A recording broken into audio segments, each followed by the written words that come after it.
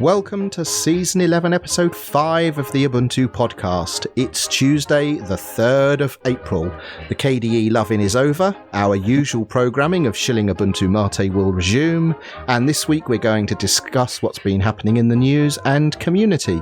I'm Martin, and joining me this week are Mark. Hello. Hello.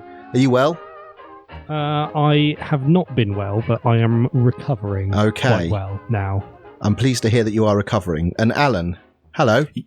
Unity forever. Are you back on a Unity kick? I've always been on a Unity kick. You know me, I've got two machines, one with Unity and one with KDE Neon forever. I don't know. It's like I don't know you anymore. You've got this split personality. One moment it's all about Unity and the next moment it's all about KDE. The four computers that are currently sat on my desk, one is Unity, one's KDE Neon, one's Mac OS, and one's Ubuntu Core. So I'm doing all right, I think. Oh no, and the other one is Ubuntu Mate. So yeah, there's five. Yeah, 5. Yeah. That's a lot of computers. It is, and it's a small desk. So you obviously haven't been buying any more computers recently. Yeah, I just bought 2 more Thinkpads, retro old school Thinkpads. Right, okay. I can't get enough of them. Cool. When can you run anything on them? Yeah, you can. Yeah, one of them I think I'm gonna run Windows 98 and some old MS-DOS games. Excellent. Because I can. And the other one is more modern, is an X61. A classic. Yes, and that one I'll probably run, use that for maybe distro testing and that kind of stuff. So when it comes around to release time, I can stick USB keys in it and test that stuff out, which I think is a useful and productive member of society. Samantha uses an X61S, doesn't she? She does, yes. Yeah, very good. And so this other ThinkPad, this other retro ThinkPad that you're going to run Windows 98 on, what sort of vintage is this and what CPU does it have in it? Oh, crikey. I'm not sure CPU-wise, because they did a few models, but it's a 380 XD. So it's quite old. So Pentium MMX era, so like late 1990s. Yeah, something like that. Oh, wow. Reminds me of our first PC. Come on then. How much was your late 90s ThinkPad? Oh, blimey. Far too much money. Oh, really? Okay.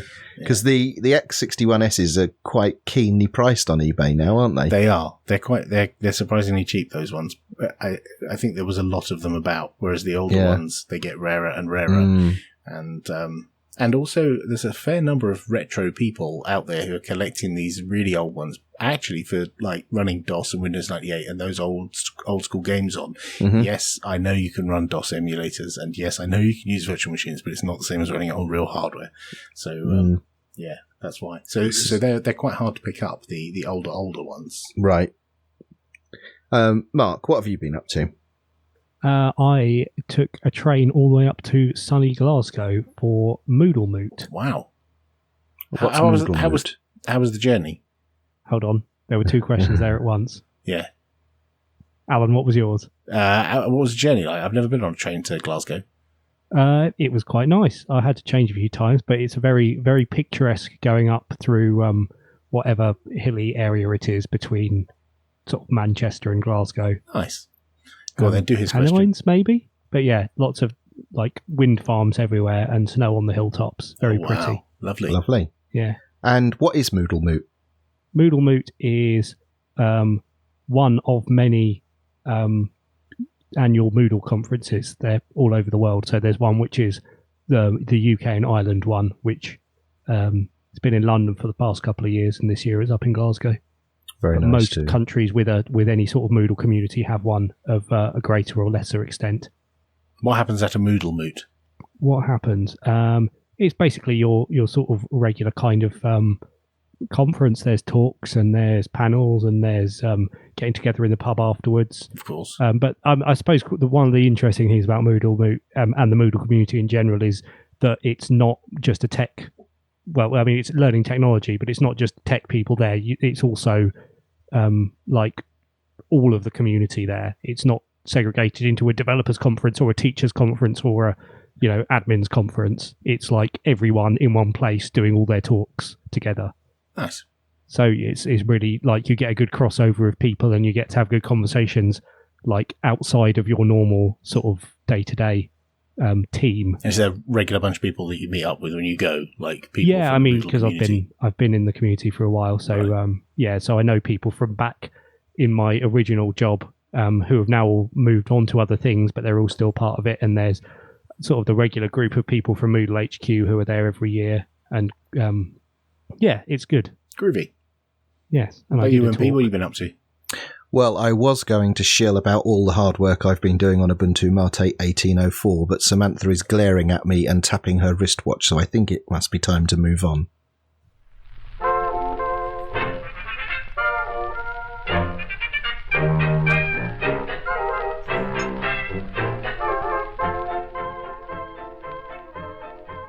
So, while I was scouring the news this week, I found a topic about my favourite subject, which long-time listeners will know. I'm all about the virtual reality. I can't get enough of it. I think it's the future. So, I read today that the HTC Vive Pro starter price is now down to $1,100, which includes all of the accessories that you need. So this Pro is the starter. Yes. So the HTC Vive came out a couple of years ago. Yeah. And the HTC Vive Pro is its successor 2 years on. Right. And but they are both targeted at the consumer market. But they have like complicated tech inside them. I mean, they've got like decent displays, fast reacting displays, and head tracking stuff, and the handheld remote. They're the ones that have the handheld remotes that have got like a ring at the end of them, haven't they? Yeah. Yeah. So you say fast response. I think they're 90 hertz, the displays, and certainly the resolution for the HTC Vive Pro has gone up. I forget the exact resolution, but it's 78% more pixels than the HTC Vive. A lot of people seem to be talking about the improvements in the ergonomics of the HTC Vive Pro in terms of its lightness and its comfort, but still call out some shortcomings in, what is ostensibly a wearable device and how uncomfortable it is. But what's interesting is that 2 years on, the second gen VR experience is twice the price than it was 2 years ago. So, for example, the HTC Vive Pro is $1,100, which that's the kit that gets you the controllers and the tracking stations. Whereas the Vive was $499, and that included the controllers and the trackers. And the trackers and the controllers are optional extras now. But the people buying these right now are game developers and early adopters, right? So it's still early adoption. But people that were buying the last generation were developers and earlier adopters, and now it's going to cost you twice as much to get the same gear. And there's no real step change in experience here, right? Because although the resolution is up, and yes, these things now have integrated spatial headphones and stuff like that. So there are some improvements, and there's the ergonomic improvements that I referred to. You're still tethered to the computer with cables. We're still waiting for the release of the Vive wireless adapter. So there's another cost at some point in the future. It's not quite Ready Player One yet, is it? Not really. And then in addition to the cost of your VR headgear and what have you, the recommended graphics cards are an NVIDIA 1070 or a Vega RX 56, and they're somewhere between your local 500 farm to get the appropriate hardware. Then yeah. So then there's an uplift in that as well, and I'm wondering, is it twice as good 2 years on to demand this hike in price? So what you're reminding me of is when cell phones first came out, and they were gigantic bricks that, were very, very heavy, and you might put them in your car, or you might carry them around, but they're really, really heavy, like a car battery size. And I think we're still at that early stage of VR. I think in some years, I don't know how many, maybe 5, maybe as little as 5, they will come down in price that, you'll go on Alibaba or AliExpress, and there'll be 1,000 different Chinese manufacturers of these things, because once they nail down the ergonomics, once they nail down the head tracking stuff and being seamless and having wireless transmission of HDMI and fast response time of controllers and all that kind of good stuff, those clever Chinese chaps are going to rip them off, and there's going to be 1,000 of these different ones. Do you think there's going to be enough early adopters willing to shell out $1,000 to sustain the industry to get to that point? Well, in order to make a decent VR game, you've got to put some money in, or to make any decent game these days. Like, there's not an indie. If you're a big studio, you're going to have to put some money into development costs, and it's just another cost that has to be sunk into the development of a game. It's going to be hard for the indie devs to get started on this kind of stuff, but I can see indie devs more doing AR stuff with phones because all you need is the phone and the software. You don't need tremendous hardware requirements. So it may be for a short while that the big studios have all the decent VR stuff and the smaller studios do AR and the indies do AR, and then maybe that changes in 5 to 10 years. I don't know. Yeah, well, as a long-time VR skeptic, I'd be really interested to hear from any of the listeners who have VR equipment and to share with us their experiences of using their VR kit. What did you find in the news this week, Alan? So, April 1st, always a good day for making product announcements. Cloudflare announced a privacy-focused DNS on April 1st, and some people thought this was a lunatic idea, but actually it turns out is a genuine story. They actually did create a privacy-focused DNS service to compete with your ISP's DNS service. So this is the thing that's your ISP provides, which turns host names into IP addresses. It's actually kind of competing with two things. Firstly, it's competing with your ISP's DNS service, but it's also competing with other public DNS services that don't necessarily have your privacy in mind, like perhaps Google. Yes, I hadn't got to that bit yet, but yes. So a lot of people put the Google one is quite popular, partly because it's memorable. 8.8.8.8, you may have seen that, and 8.4.4, I think, is the other one. Yep. So Cloudflare have come along and made this new one, which is nice and easy to remember. As easy as that, in fact, almost easier. 1.1.1.1, which you can punch into your network settings or your router's settings or wherever it is, so that your machines on your network will use the Cloudflare DNS service. So they're touting this as privacy focused. They're not interested in looking at what host names you're looking up as a customer. They're not. You're not then giving some giant American corporation like Google a list of every website you look up. You're giving a different company, Cloudflare, a list of things you look up, but they have committed to not mining that data, not keeping that data for more than 24 hours other than for operational reasons, for stuff like that. In fact, they said it's never written to disk. Right. It's all just stored in memory. And they use it, and they've enlisted KPMG to audit their code and processes to prove that they're not doing that. That whole run it from RAM is how much of the Cloudflare infrastructure works. They've got some really great articles on how they stand up infrastructure in colossal amounts of RAM and not use disks at all, for very many things. I seem to remember reading recently something about Firefox and Mozilla doing something that was going to sit on the back of Cloudflare for DNS or something. So I wonder if this is in part to satisfy that requirement. I forget the details, but there's something that Mozilla are going to be doing with Cloudflare. Is that not DNS over HTTPS? Or? Oh, that was it. Yes.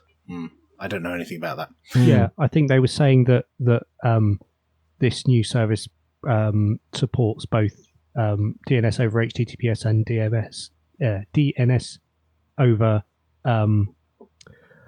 lower level secure sockets, something. Oh, right.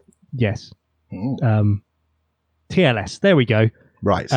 So yeah, that's basically ways of providing encrypted DNS, which up until now, I think they said Google's DNS supported it, but because it was only Google's that supported it, no one other than Chrome and Android actually implemented it because it wasn't worth people doing it. But now there's more people and a more diverse set of services implementing it. It's now worth more browser vendors and so on actually using it. Have either of you tried it?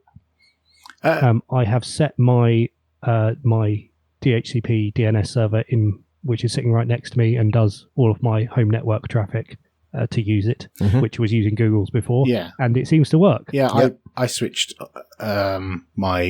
I think I switched one of my laptops to it, and I haven't really noticed any difference, but then I don't think I would.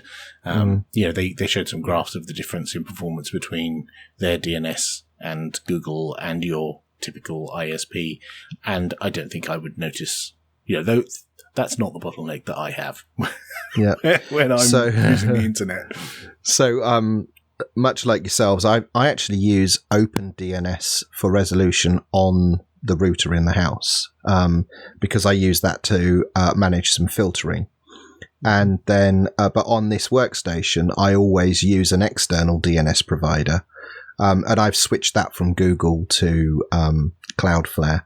And I did have a little Munin thing that used to track the latency to Google DNS, and I've added Cloudflare in, and I'm saving 2 milliseconds round trip time on my DNS queries now. So add that up for every request, and you'll have a whole minute by the end of your speed. Yeah. I used to use OpenDNS, but what made me change was not knowing the IP addresses off by heart, and the fact that I had to Google for the IP addresses made me think, this is terrible. So I switched to 8.8.8. That's why they're configured in the router, because, like you say, you can never remember them. But 1.1.1.1, is that too many ones? No, maybe just the right amount. Is much easier to remember, and I shall certainly be using it now instead of all the 8s. Yeah. Mark, what did you find in the news? Well, there's been a couple of interesting things that have come out from Mozilla over the past couple of weeks. It's their 20th anniversary, and to commemorate this, they've decided to update their manifesto. Okay, what does that mean? So they've got some new commitments. They say they're committed to an internet that includes all peoples of the earth, where a person's demographic characteristics do not determine their online access opportunities and quality of experience. They're committed to an internet that promotes civil discourse, human dignity, and individual expression. They're committed to an internet that elevates critical thinking, reasoned argument, shared knowledge, and verifiable facts. I think that one's my favourite. And they're committed to an internet that catalyses collaboration among diverse communities working together for a common good.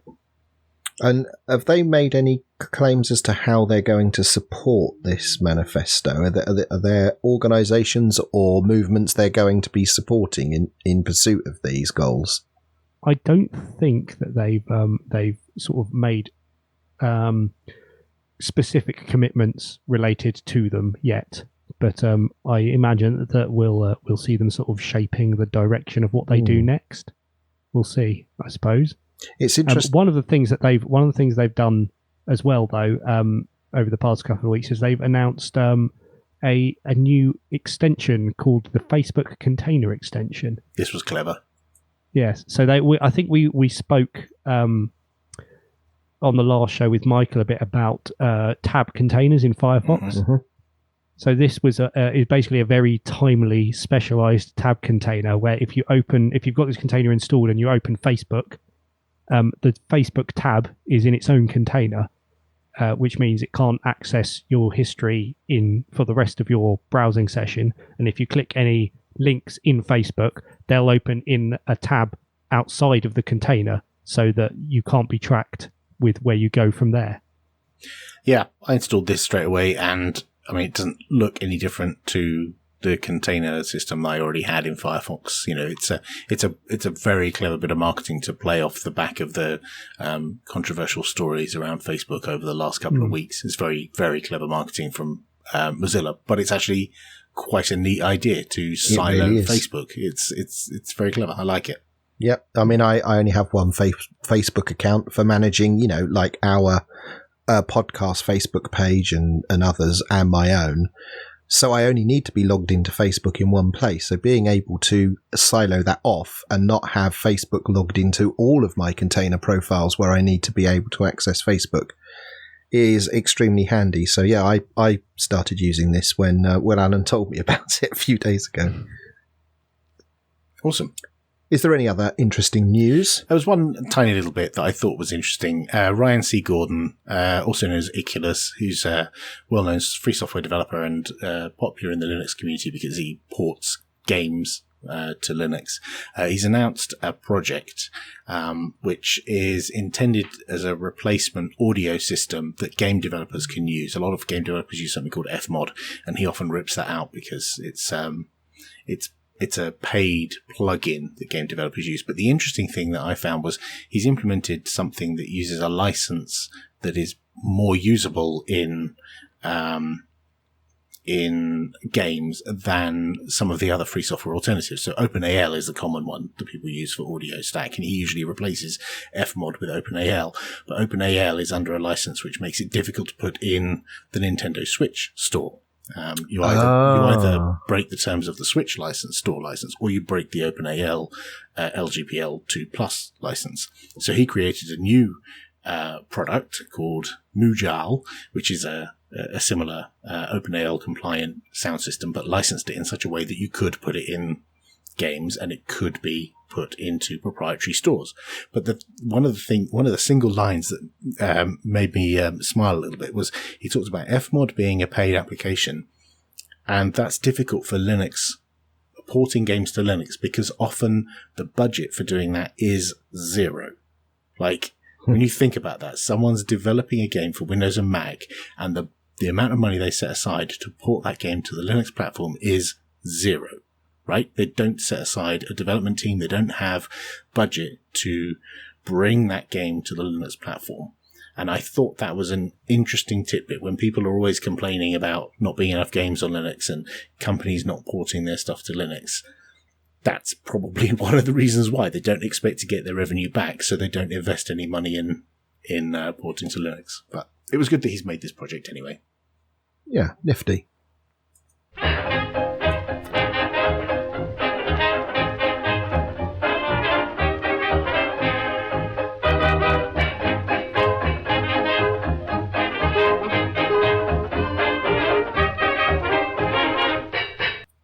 Now, in the community news, the first story I noticed this week is from our friends at Ubuntu, who've given us a progress update on what they've been working on. Now, first of all, they've put out a call for testing for Ubuntu, which we all know and love and ships with LXDE. And this is for the 1804 Beta 2 images, which by the time you listen to this podcast will be available for testing. Blimey, that came round fast. Yeah, I know, right? But what's more interesting to me was their updates about what they're currently calling Ubuntu Next, which features the LXQt desktop. So the first thing is that Ubuntu Next will release an 1804 image, but it won't be a 3-year LTS like the other flavors. It will be a 9-month interim release. But Ubuntu Next is the future of Ubuntu. So will there be an LTS Ubuntu using LXDE as well? That's right, yes. So they're going to release Ubuntu as you know it, as the 1804 LTS, and quite possibly this will be its last dance, and then the focus will shift to LXQt. It's a very long last dance. It's a 3-year dance, so that's still quite a good dance. Yep. So anyway, Simon quickly tells us about the fixes to the installer that they've made, and they've added a new Featherpad, which I believe is the text editor, and they're now using Arc as the default theme for LXQt and the OpenBox window manager and what have you. And then he outlines some plans for Ubuntu 18.10, and they're going to switch away from the Ubiquity installer to Calamares, which Kubuntu are also going to switch to as well. So looks like in 18.10, it's all about the installers these days. Have you noticed that? There's lots of stuff happening in the installer space.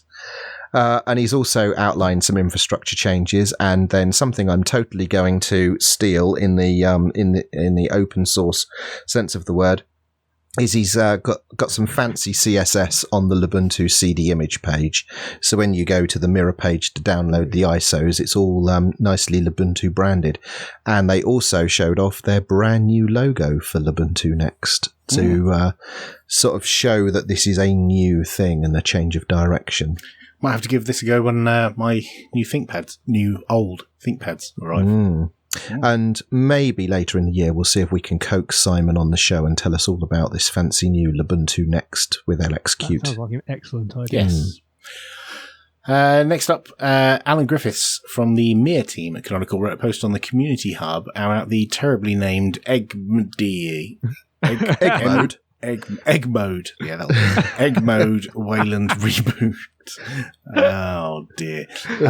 It's an example Mir desktop environment. It's like a prototype to demonstrate how Mir could be used as a backend for a desktop environment, and it's very you put it together yourself. It's a bunch of steps. You go through the steps and you end up with a Mir-based desktop. It can't do an awful lot, but it's just the steps to pull together the parts needed to make a simple shell running on the latest Mir code. This is the Gen 2 of desktop environments. Yeah, it is. Yes. Yeah.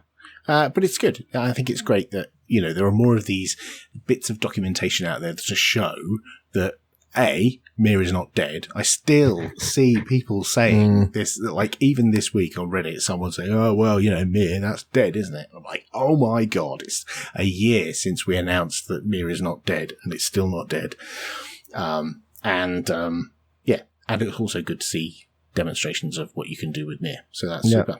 And that post on the community hub, one of the community members has posted a link to his YouTube channel where he's obviously followed these steps and then shows it all working. And he's using the terminals from various toolkits to demonstrate that, all of this Wayland and X11 backend stuff works. So he fires up terminals from different toolkits. I saw the thumbnail. I didn't quite understand why that was important, but now you've explained it. That makes total sense. That's brilliant. Yeah, really it's cool. pretty nifty. Mark, what have you found in the news? Well, apparently there's been a rather big memory leak in GNOME, but fear not. This is GNOME Shell. The GNOME Shell devs are working to fix it. This is something to do with the JavaScript engine, which is running the GNOME interface, is not garbage collecting properly or garbage collecting too much, which basically means that once things start animating, your memory just keeps on filling up, which isn't very good. And it seems that there's a fix, but it might not be in Ubuntu 18.04 LTS, which could be an issue for users of that desktop. Yeah, I would imagine as soon as it is ready, it seems like a perfect candidate for a stable release update. Totally. It's good to see that they're on it. This comes from OMG Ubuntu because I think a couple of weeks ago they highlighted that this was an issue, and as a result of posting about it, it drew flocks of people to the issue tracker, all with Me Too statements and helpfully some useful debug information as well, which I think has helped. Ranting. This was always something we speculated might happen, not the memory leak, but that a flood of people who use Ubuntu with GNOME. We predicted back in April last year that when Ubuntu was switching to GNOME Shell by default, that this would highlight, issues that a large swathe of people are seeing, because it turns out that we have quite a large audience. There's no doubting that. And while I know GNOME Shell really need developers and they need contributors, and if anyone is able to help fix this, then I would encourage you to get involved with the upstream project. All the source code is on GitLab. It's all very accessible and very easy to get a hold of. If you're that way inclined, that would be really, really helpful. But, having a huge user base does highlight these issues quite prominently, which is probably why it bumped up the backlog, I'd imagine. Yeah. And last in the community news, I saw a post from Debian and Ubuntu developer Jeremy Bisha, where he says GKSU is dead, long live PolicyKit. And he explains that GKSU has been removed from Debian Unstable, and Debian Unstable is what will eventually become Debian 10 Buster in maybe the next 18 months or so. And goes on to say it's not been decided if GKSU will be removed from the Ubuntu 18.04 archive yet, as there is still a dependency within MythTV for GKSU, but everywhere else it's been mopped up. So for those who don't know, GKSU is that graphical thing that used to pop up when you want to run an administrative program on your desktop, and it would ask you for your password. And, like doing sudo, but PolicyKit is the next generation thing that actually asks for an administrator's user and password. It's a bit more full-featured and robust than GKSU, right? Yeah, GKSU just executes the application in the root context, and PolicyKit gives you some more fine-grained controls over what rules and conditions have to be met in order to offer elevated permissions to the user. And it's interesting because I was involved in some of this, cleaning up. So Ubuntu Mate used to use GKSU, and in 1710 cycle, we removed that dependency on GKSU with the help of Simon Quigley, who we referred to earlier in the show, who updated GDebi, the package installer, to no longer use GKSU, but to pass off authorization to PolicyKit. So it's a public service announcement. GKSU is going away. Get familiar with pkexec. We've got some events. Mark, what's our first event? UbuCon Europe is on the 27th and 29th of April in Spain, in a place that I'm not going to try and pronounce because I'll get it wrong. But we will have a link in the show notes. So, yes, the town is probably impronounceable to us English speakers, but it's in Asturias on the north coast of Spain. And I understand this is going to be a well-attended event, and they're pretty much at capacity now. There are some spaces left in the hotels. So if you want to go to UbuCon Europe and meet all of the movers and shakers from the European and some members from the South American and North American Ubuntu community, then that's the place to be. The movers and shakers. So you're going, aren't you? I am, yes. I'll be moving and shaking in Spain in April, yes. Awesome.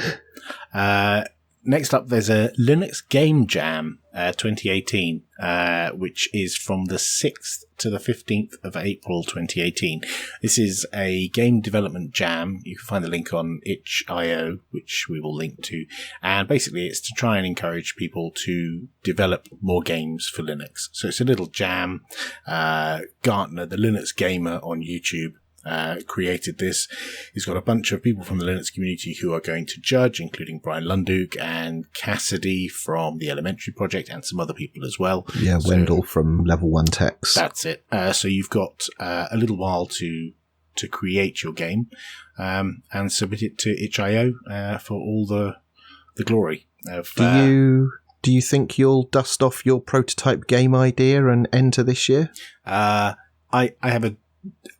I would like to, but it's time is the thing. I always think, that's a good idea. And then it's Friday and then Saturday and I've got to take the kids to football and dancing. And while I'm there, I'm thinking, while I'm here, I'm watching Sam play football. But in the back of my mind, I want to be doing some game dev. But then I think, actually, there'll be another game dev come along another time soon. I can stand and watch him play football. I'd rather do that. But time is always the thing with these game jams. But I would like to get involved, and I've signed up just in case I do find some time to create something stupid and simple.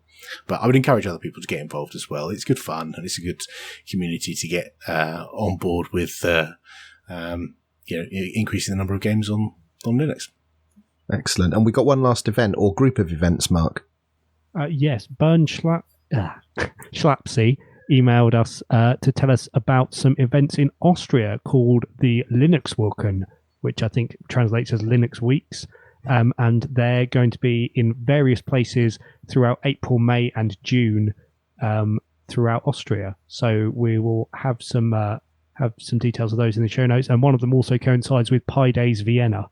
Oh, very good. Yeah. Is that all the events? That's everything. It is. Do you use Google+? I'm sorry. Feel less alone by giving our posts a +1. Then go to the pub and tell your friends about the Ubuntu podcast.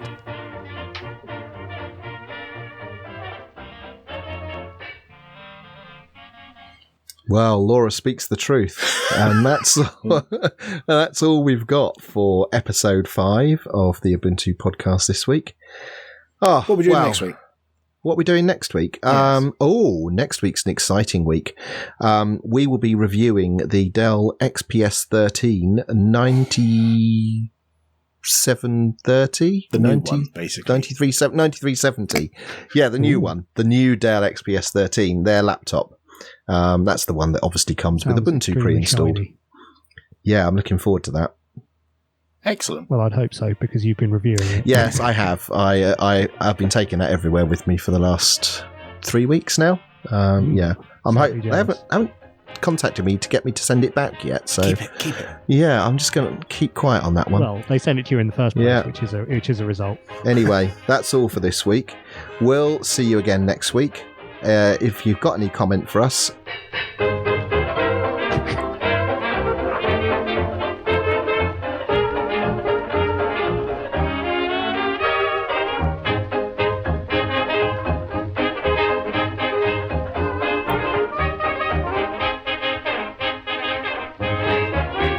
show at ubuntupodcast.org.